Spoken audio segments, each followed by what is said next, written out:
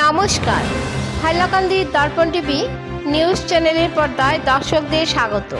রয়েছি আমি মাহিপাল। দর্শকদের জন্য এই মুহূর্তে একটি বিশেষ সংবাদ। বন্যা পরিস্থিতি পর্যবেক্ষণ করতে বরাকের হাইলাকান্দিতে উপস্থিত জনস্বাস্থ্য কারিগরি মন্ত্রী জয়ন্ত মল্লবড়ুয়া। শুক্রবার জনস্বাস্থ্য কারিগরি মন্ত্রী জয়ন্ত মল্লবড়ুয়া হাইলাকান্দিতে উপস্থিত হয়ে জেলার বন্যা পরিস্থিতি পর্যবেক্ষণ করেন। প্রথমে মন্ত্রী হাইলাকান্দি জেলা বিজেপির কার্যালয়ে কার্যকর্তাদের সাথে বিভিন্ন বিষয় নিয়ে আলোচনা করেন। তারপর হাইলাকান্দি জেলা শাসকের কার্যালয়ে সাম্প্রতিক বন্যার ক্ষয়ক্ষতি সম্পর্কে অবহিত হতে এক বৈঠকে মিলিত হন। এতে উপস্থিত ছিলেন বিধায়ক জাকির হোসেন লস্কর, বিধায়ক কৌশিক রায়, বিধায়ক কমলাক্ষ দেবকায়স্থ, বিজেপির জেলা সভাপতি, বিজেপি এসসি মোর্চার রাজ্যিক সভানেত্রী মুন স্বর্ণকার, জেলাশাসক NH Gautam, police super Leena দলে সরকারি আধিকারিকগণ উপস্থিত ছিলেন। সংবাদ মাধ্যমের সাথে কথা বলতে গিয়ে মন্ত্রী জয়ন্ত মল্লবড়ুয়া বিজেপি সরকারের বিভিন্ন উন্নয়নমূলক কাজের কথা বলেন এবং বিজেপি সরকার সবসময় জনগণের উন্নয়নের স্বার্থে কাজ করে যাবে এবং মন্ত্রী বলেন বন্যা আক্রান্ত লোকদের পাশে সরকার আছে, সরকার থাকবে এবং সবসময় জনগণের পাশে থেকে কাজ করে যাবে বিজেপি সরকার বলে জানিয়েছেন মন্ত্রী জয়ন্ত মল্লবড়ুয়া। হাইলাকান্দি থেকে পাঠানো সিপ্রিয়ান ডায়াসের রিপোর্ট, হাইলাকান্দি দর্পণ টিভি। পরবর্তী খবর পেতে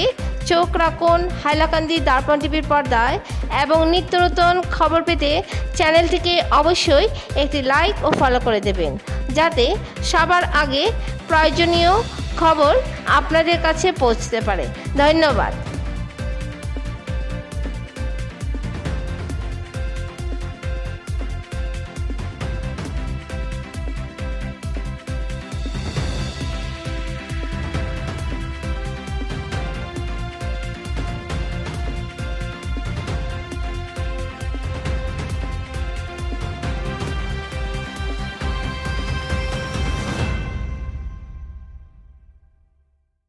है कोई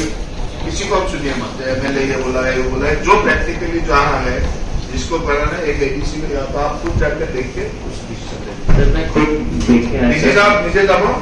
মানে কারো মানে এনেকুৱা নহয় যে কোনোবাই এতিয়া ভাঙি গ'ল তাৰপিছত পলিটিকেলি এইফালে দিলে লাভ হ'ব এইফালে দিলে লাভ হ'ব, মানে কোনটো জেনুইনটো চাব। জেনুইনটো যিটো হ'ব ডিচি মিনিষ্টাৰ ছাৰ ইয়াত পলিটিকেল একো নহয়। তাত মানে আগতে 2012 পৰা 17 তাত আছিল, এতিয়া য'ত আছে তাত 5 to 10 ফেমিলিৰ প্ৰব্লেম আৰু সেইটো মানে অপজিট বেংকত যিটো আছে সেইটোত আমাৰ অলৰেডি এটা ইয়ে আছে, হেণ্ডি বান্ধ আছে, বান্ধৰ ভিতৰত মানুহ আছে। নৰ্মেল ষ্টেণ্ডত যেতিয়া এতিয়া আহি 10 মিনিটৰ ভিতৰত কাটি দিছিলে, সেইটো টেম্পৰাৰী চলিউশ্যন। এইটো মানে ডিচি সাহেবে টেকনিক্যাল এক্সপাৰ্ট লেকে আৰু আমি দাদাক কৈছো লাগিলে তেখেতক যাওঁ বস্তু আপোনালোক নিজে যাব, টেকনিক্যাল এক্সপার্ট হৈ যাব, ডিচি সাহেব যাব, গৈ যিটোৱে আপোনাৰ টেকনিক্যালি ফিট দেখা পায় বলে পঠাই দিব যে এইটোৱে ৰিপোৰ্ট কিন্তু মই ডিসি সেই মতে কৰিম। और रिपोर्ट हमको भेज दीजिए, आपका जो रिपोर्ट होगा आप देखिए, वहाँ लोकल आदमी को बात कर लीजिए, जो है वो रिपोर्ट दे दीजिए, उसी हिसाब से बात करिए। और दादा और একটা কথা আছে মানে এইবিলাক মাটি না যায়, সেইটো কাৰণে কালি কৈছো এইবিলাক যে মাটিটো অলপ দি দিয়া এই মাটিটো নেকি। হাইলাকান্দিৰ বান পৰিস্থিতিৰ সম্পূৰ্ণ পৰ্যবেক্ষণ কৰিলো আৰু কিছু ঠাই ভ্ৰমণ কৰাৰ পিছত মই আয়ুক্তৰ কাৰ্যালয়লৈকে আহি ইয়াৰ সম্পূৰ্ণ ৰিপৰ্ট ললো। ক'ত কেনেকুৱা ধৰণৰ ডেমেজ হৈছে, ক'ত কেনেকুৱা ধৰণৰ ক্ষতি হৈছে, গোটেইখিনি বস্তু আমি চালো। আৰু তাৰ লগে লগে এটা কথা নিশ্চিতভাৱে ক'ব লাগিব যে আমাৰ প্ৰশাসনে সকলো ক্ষেত্ৰতে ৰিলিফ মেটেৰিয়েলৰ ক্ষেত্ৰত ক'তো অসুবিধা হোৱা নাই। ৰিলিফ মেটেৰিয়েল য'ত যেনেকৈ দিব লাগে সুন্দৰভাৱে দিছে আৰু সকলোৱে আমাৰ জনপ্ৰতিনিধিৰ পৰা আমাৰ দলীয় সতীৰ্থসকলে খুব সুন্দৰভাৱে কাম কৰিছে। এতিয়া যিহেতু এছেছমেণ্ট মানে যিবিলাক ডেমেজ হ'ল, ডেমেজ এছেছমেণ্ট চলি আছে, মই তেখেতসকলক নিৰ্দেশনা দিছোঁ যে কোনো কাৰণতে যাতে ক'তো অসুবিধা নহয়, সকলো যি ধৰণৰ ক্ষতি হৈছে সকলো লোকে যাতে ক্ষতিপূৰণটো পাব পাৰে তাৰ কাৰণে এছেছমেণ্ট কৰিবৰ কাৰণে আমি পঞ্চায়ত ৱাইজ এটা টীম বনাই দিছোঁ আৰু সেই এছেছমেণ্টটো অহা 20 তাৰিখৰ ভিতৰত আপলোড কৰিব লাগিব গতিকে 20 তাৰিখৰ ভিতৰত তেখেতসকলক সকলোখিনি কৰি ক্লিয়াৰ কৰিব দিছোঁ যাতে আমি ক্ষতিগ্ৰস্ত হোৱা সকলো লোককে আমি 15 আগষ্টৰ আগতে ক্ষতিপূৰণসমূহ দিব পাৰোঁ ইতিমধ্যে যোৱা মাৰ্চ মাহত যিটো ষ্ট্ৰম হৈছিলে তাৰ যিবিলাক ক্ষতি হৈছিলে সেই ক্ষতি হোৱা লোকসকলক আমি ইতিমধ্যে ক্ষতিপূৰণ দিলোঁ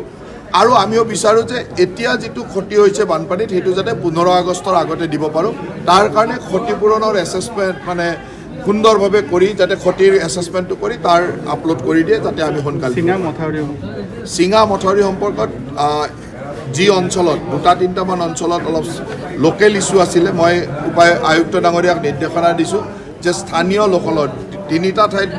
মথাউৰি ছিঙিছিল তাৰে 2টা ঠাইত এটাত কমপ্লিট হৈ গ'ল এটাত প্ৰায় 90% কাম কমপ্লিট হৈছে গতিকে এইকেইদিনত কমপ্লিট হৈ যাব আৰু এটাত কাম আৰম্ভ কৰিব পৰা নাছিলে এইকাৰণে যে তাত লোকেল ইছ্যু আছিলে যে কোনটো কেনেকৈ কৰিব স্থানীয় ৰাইজে 2টা পক্ষত আছিলে মই আয়ুক্ত ডাঙৰীয়াক নিৰ্দেশনা দিছোঁ যে কালি পৰহিৰ ভিতৰত তালৈকে গৈ স্থানীয় ৰাইজৰ লগত কথা পাতি ইমিডিয়েটলি তাৰ সলিউশ্যন এটা ওলাই কামটো আৰম্ভ কৰিম মই অহাৰ আগতে বৰাকৰ যিটো মিনি সচিবালয় হৈ আছে তাৰ কি ধৰণে কাম হৈছে চাই আহিছিলোঁ ঠিকে আছে কিছু কাম অলপ লেহেমীয়া হৈছে গতিকে তাক খৰকটীয়া কৰিবৰ কাৰণে নিৰ্দেশনা দিছোঁ আৰু 2025 চনৰ 15 আগষ্টৰ আগতে যাতে আমি এই সচিবালয়টো কাৰ্যক্ষম কৰিব পাৰোঁ সেই দিশেৰে কাম কৰিবৰ কাৰণে নিৰ্দেশনা দিছোঁ এটা পলিটিকেল প্ৰশ্ন কংগ্ৰেছে কৈ আছে যে জুনাইৰ পৰা শুনাই সিহঁতৰ অভিযান চলিব তাৰ বাবে ভূপেন বৰাই দেখা গৈছে বিভিন্ন শ্বৰুমত গৈছে গাড়ী লৈছে তেওঁলোকৰ কথা পাতিব লগা হৈ থকা নাই